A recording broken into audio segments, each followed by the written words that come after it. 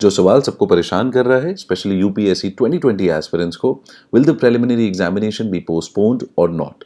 In this video, we will talk about this issue in detail, and in the end, we will discuss the latest notification by UPSC that has been released. तो video and तक जरूर देखना ताकि कुछ भी information miss ना हो.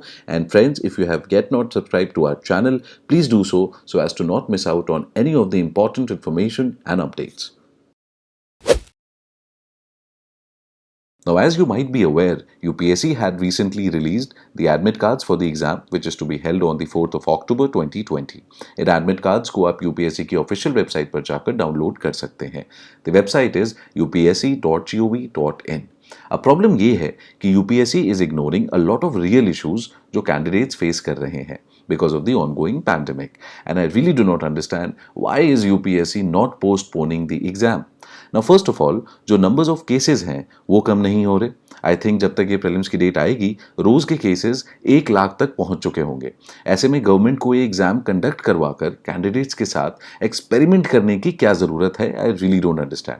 अभी कल की ही न्यूज थी that Israel is going on a 21 day complete lockdown, जबकि वहां पर अराउंड 5000 केसेस ही हैं अभी तक डेली, और हमारे यहाँ पे 1 लाख के आसपास केसेस हो रहे हैं एवरी डे. फिर भी the government does not feel that there is no need to expose lakhs of students unnecessarily. Israel में जितने टोटल केसेस हैं ऑलमोस्ट उतने केसेस हमारे यहाँ एवरीडे आ रहे हैं. Now, secondly, our experience was miserable with other exams that were allowed to be conducted in this pandemic situation. Exams such as KCET, NDA, JEE हुआ था, NET कराया गया था कंडक्ट. इन सारे एग्जाम्स में these so-called standard safety practices and SOPs were absolutely useless.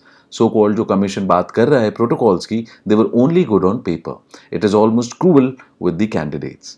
I do not understand how are the commission and the government assuming that people will be able to even reach these centers without facing the risk of being infected.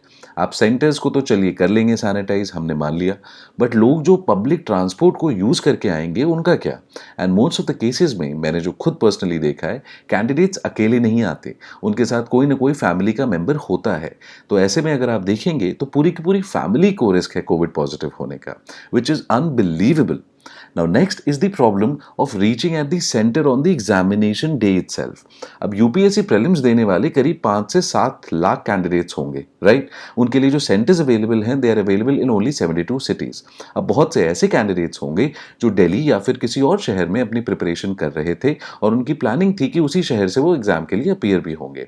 अब Covid के चलते they have all moved back to their native cities and in some cases villages also. अब कई गाँव का तो ये हाल होगा कि वहाँ बिजली पानी जैसी बेसिक सुविधाएं भी नहीं होंगी, तो पब्लिक ट्रांसपोर्ट तो आप भूल जाओ. हो सकता है कि कुछ केसेस में घर में कोई ना कोई फैमिली मेंबर हो ऐसा जो कोविड पॉजिटिव हो and they are quarantined as a whole. अब आप खुद सोचिए कि ऐसे में एग्जाम करवाना अनफेयर नहीं होगा उन लोगों के साथ. और सबसे जो अहम बात है, civil services examination is not like other exams. It is very unique. Multiple stages होते हैं.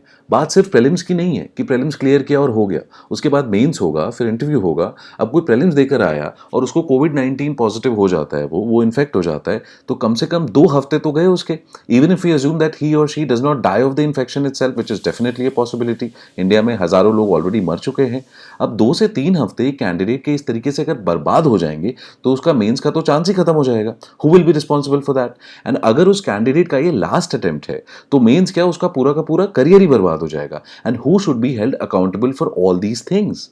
And what hurts me most is the fact that there are so many candidates which are helping us fight this pandemic, this war as frontline warriors.